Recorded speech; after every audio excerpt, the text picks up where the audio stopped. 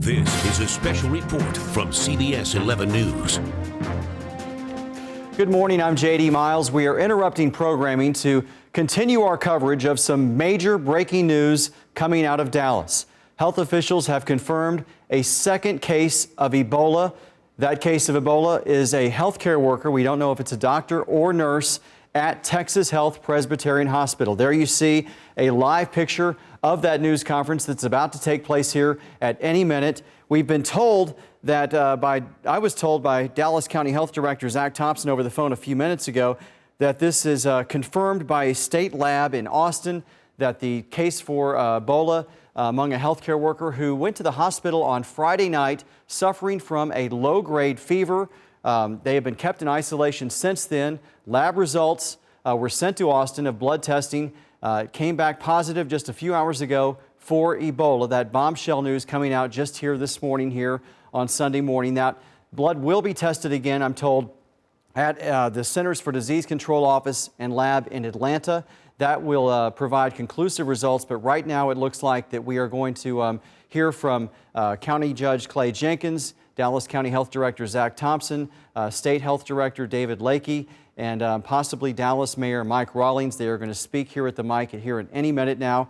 Do not have any information yet at this point about who this patient is, but we do know they had contact with Ebola victim Thomas Duncan, who died last week of Ebola after contracting it 2 weeks earlier and being diagnosed at Texas Health Presbyterian. He was treated there by doctors and nurses. Obviously, they had contact, and there was concern that this could happen. I have a quote here from David Lakey at the State Health Services. He said, "We knew a second case could be a reality, and we've been preparing for this possibility.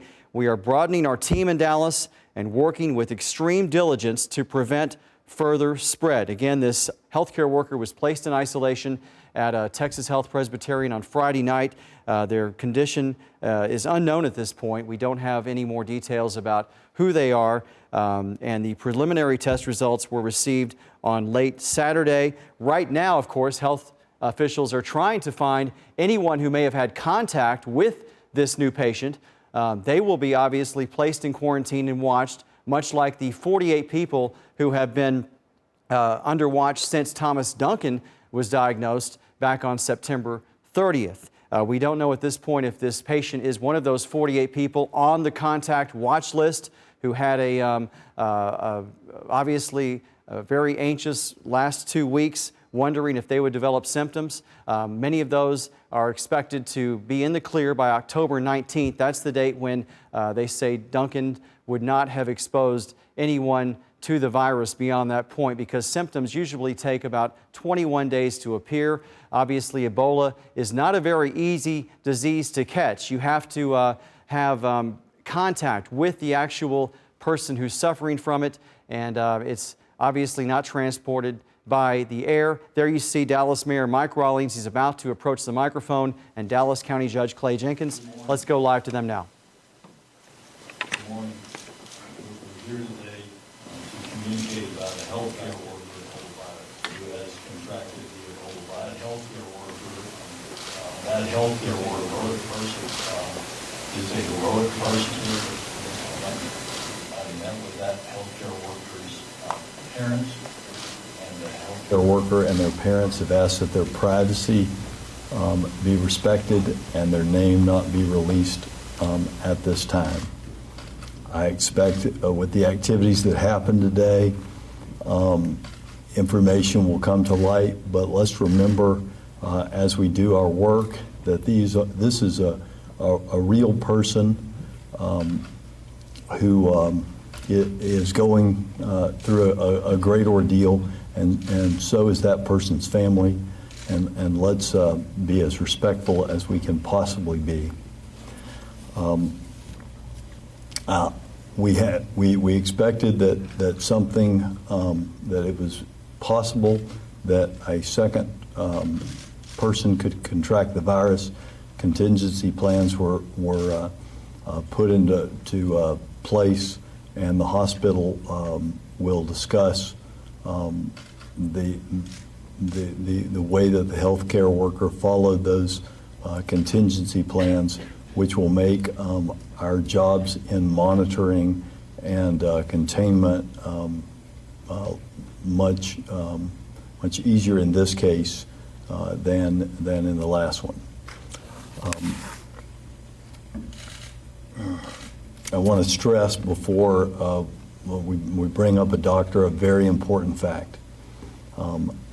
You cannot contract Ebola other than from the bodily fluids of a symptomatic Ebola victim.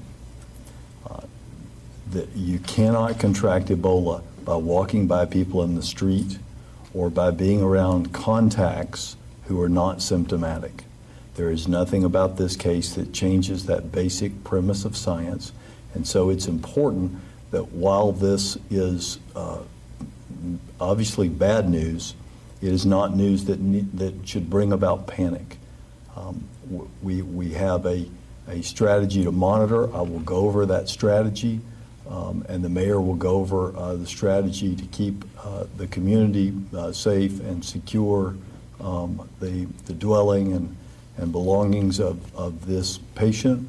But first, Dr. Varga with Presbyterian will give us pertinent information pursuant to HIPAA and pursuant to the wishes of this family, as much pertinent information as he can share, and never to get the public the information.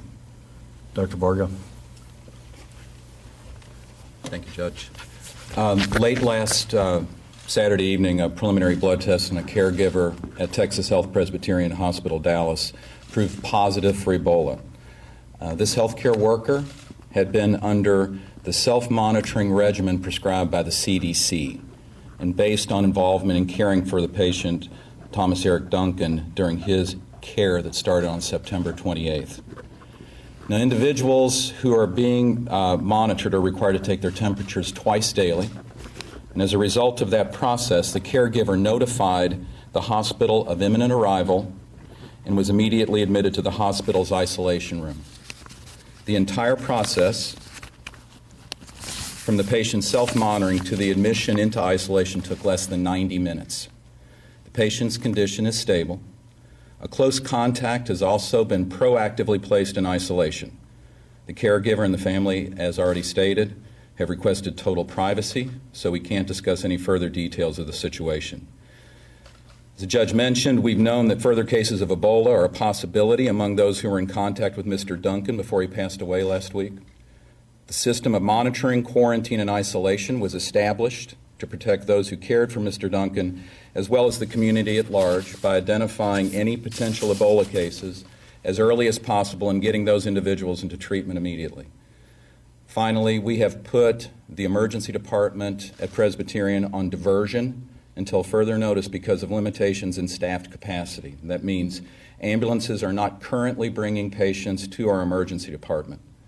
While we are on emergency department diversion, however, we continue to fully care for all of our patients, and we are also using this time to further expand the margin of safety by triple checking our full compliance with the updated CDC guidelines.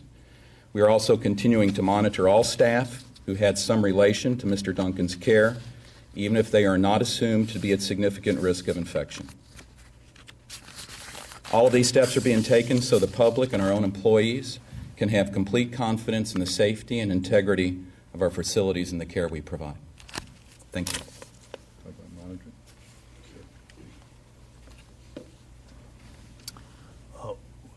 As an added step, in consultation with the CDC will be working with Presbyterian to monitor all the people that were in the self-monitor pool as we are monitoring the 48 people in the monitor pool. And so the people that are that were self-monitoring, all of whom are healthcare professionals, will now be monitored twice daily by epidemiologists and interviewed today by CDC epidemiologist. We are, because that is an increase in workload for the CDC, DSHS, and Dallas County epidemiology team that currently has 19 epidemiologists and disease detectives on the ground. I requested additional epi team and disease detective resources at midnight last night, and they, I believe, have arrived and are meeting with Dr. Kuhar in another room. The CDC is not here today. As the PC, they are busy working, and we are about to leave to get back to the EOC. The PCR test has not been confirmed by the CDC in their lab as a double test, but we are confident that unfortunately we're confident that it will be. And that's what necessitated the state's release. The state is also not with us this morning, but they are actively working. There's much to do right now, and they are working to keep you safe. So the monitoring will continue. The 48 that we've been monitoring remain asymptomatic and without fever. And we will be working with Health and Human Services, the CDC, and our state partners and Presbyterian today to make sure all necessary protocols are put into place. And here's Mayor Mike Rawlings. Good morning. We heard about this around midnight and have been working throughout the morning to make sure that citizens of Dallas are safe when they wake up. I believe I can say they are. Let me tell you what we have done, what protective measures we have taken to ensure that safety. The Dallas Fire and Rescue Hazmat team has cleaned up the common areas and decontaminated any of the open areas of an apartment complex in the 3700 block of Marquita. They sprayed a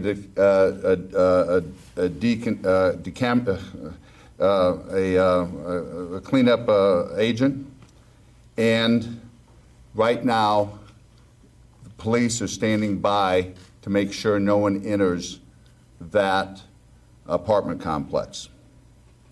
Furthermore, we have knocked on every door in that block and talked to every single person that came to the door, explained what has happened and what we have done so they will not be afraid of the hazmat unit.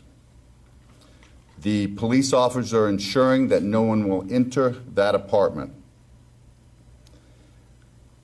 Later this morning, we will also go back and knock on every door of that neighborhood to make sure there are any questions and we catch everybody. At 7:15, a reverse 911 call was sent out to the 4 blocks around the apartment complex, and we left printed material at each door. So if there are any questions, folks should call 311, and obviously if anyone feels sick or needs paramedics, they should call 911. We also have a report that there may be a pet inside the apartment, and we have a plan in place to take care of the pet, and we do not believe that pet has any signs, and will move accordingly later today. At the same time, we have moved our Dallas Fire and Rescue Hazmat unit over here to Presbyterian Hospital, where we decontaminated the car that the patient drove in and secured it so nobody could come in contact with the car. We decontaminated hand railings, everything in the parking lot, so everybody can feel comfortable that the exterior was taken care of. We have a plan in place to send hazmat units into the apartment and clean up the interior later today. I want to say once again that we had this plan in place last week. So when we got this phone call, which we thought we might get, we put in an action team in place, and they have been working all this evening. So as people are waking up, they know that they are safe. There is much work to be done yet, but we wanted to make sure that you knew instant information from us as soon as you woke up. And as you know, we're going to be staying in constant contact with you, but we're going to let CDC test this specimen and let them make some comments, and then we'll be getting back to you. Until then, Judge Jenkins and I have a lot of work to do, and we'll leave you with a good doctor. Thank you. We have time for about 2 or 3 questions for Dr. Varga. Doctor, does this worker, is this healthcare worker someone who works specifically at Presbyterian Hospital? Did this person come into contact with Duncan on the first ER visit or when Duncan was brought ambulatory the second time? And can you talk as specifically as you can about what sort of contact this worker might have had? Was it with blood or vomit? I can't speak specifically to the type of contact. This is a worker who works at Presbyterian who was involved in the care of the second visit. The second visit? Yes. Was it someone who was considered a part of that high-risk pool? No. Was it in the lower risk pool? Yes. What have you changed, what have you done to protect other health workers who, you know, during that second visit especially, I think there was some indication early on that there may be an Ebola case here. What have you done to make sure that other workers who were involved in kind of the same way that this worker was are safe? And if you could talk about specific measures you've taken to that point. So all of our workers are following CDC recommended precautions. And to be any more specific than that would be speculating. But all of our workers are following CDC prescribed precautions when they interact with the Ebola patients. Can you say if this person was wearing protective gear? Pardon me? Can you say if this person was wearing protective gear when they came into contact? They were. They were wearing They were. protective gear? Was this a support staff person or a medical provider? Really, in interest of the patient, or excuse me, of the healthcare workers' privacy, I won't go into further detail than we already have on that. Going further on Manny's question on protective gear, are we gloves, mask? What other protective gear was this person wearing? This individual was following full CDC precautions, which are barrier and droplet. So gown, glove, mask, and shield. How disturbing it is that even after those precautions, this person is still contracted the disease. We're very concerned. How do you assure people if somebody has, it's got to be scary for workers that have followed the CDC guidelines for them to still get infected. How are you assuring people that they can be protected? We're still confident that the precautions that we have in place will protect our healthcare workers. We don't have a full analysis of all of the care. We're going through that right now to try to understand specific elements of who came in contact with Mr. Duncan, around what circumstances, on what day, et cetera. But we're confident that the precautions we have in place right now are protecting our healthcare workers. Has the person self-quarantined over the last last week and a half or so, or they've been out and about? The healthcare worker has been doing self-monitoring and did not work the last 2 days. What day do you think this person came in contact with the fluids? Yes, sir. How many of the contacts from Eric Duncan have been doing self-monitoring, and do you have a number of contacts that you're tracing for this patient? I can't give you the full details of all of the contacts Texas Health Resources and Texas Health Presbyterian Dallas are currently tracking 18 employees. But can you clarify? Give us a timeline. I mean, when do you learn that this was happening and what has happened since then until now? I can't go into specific detail on the timeline because of the protected nature of that. I would reiterate in this particular situation, however, from the time that the self-monitoring indicated the need for contact to the time that the patient entered full isolation in the emergency department was less than 90 minutes. Okay, we need to let Dr. Varga. Sorry, Dr. Varga needs to lead. If you said low risk, low risk means one of the 48. Yes. This person was or was not one of the 48. I can't speak to whether or not the patient falls into what the judge mentioned of the 48. Texas Health Resources has been monitoring 18 patients. Doctor, have these sections of the hospital been quarantined or closed off because of this? No, but to be clear, as you'll recall from Mr. Duncan's care, the area that we have been using for inpatient care is I believe a 24-bed ICU that we have cordoned off and are isolating specifically to use as our isolation unit for inpatient care for Ebola patients. Dr. Varga, what's your role in this? Could you just explain? I'm the Chief Clinical Officer for Texas Health Resources. Is the patient being given any kind of treatment for the virus? I can't comment on the care right now. We'll be posting updates on our website and sending them out through email. But right now I have to take Dr. Varga to another meeting. Sir, Thank you very much. The hospital's monitoring may return to work. That's correct. So this was one who has returned to work? No. This is not. She's not. So is the hospital seeing new patients? No, I didn't see she. No. Yes, no. Hospital is still open. There you have it. That's the news conference by Texas Health Presbyterian Hospital and Dallas Mayor Mike Rawlings and County Judge Clay Jenkins telling us more about this second confirmed Ebola case among a healthcare worker there. There you see the hospital in an aerial view. We did learn some interesting information in this news conference. First of all, this healthcare worker was actually contaminated and infected during Thomas Duncan's second visit to the hospital. And at that point, there were already concerns in place that should have prevented or lowered his risk to catching the disease. He was part of considered this patient the lower risk pool, which has got to be very concerning to healthcare officials since they obviously felt like the procedures and precautions in place would be enough to prevent the spread of Ebola. This patient also was under self-monitoring. They were taking their temperature twice a day and apparently developed a fever sometime on Friday.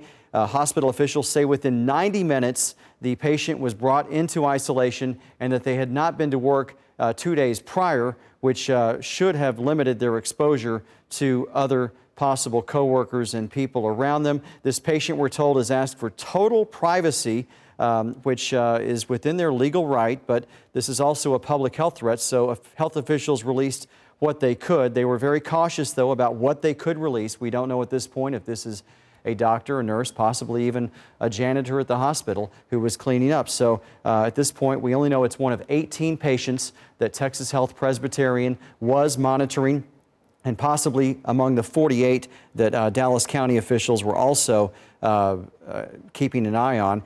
County Judge Clay Jenkins said this is, quote, a real person who is going through a great deal, and they are trying to be as respectful as possible. Also, Dallas Mayor Mike Rawlings announced some very interesting new cleanup measures.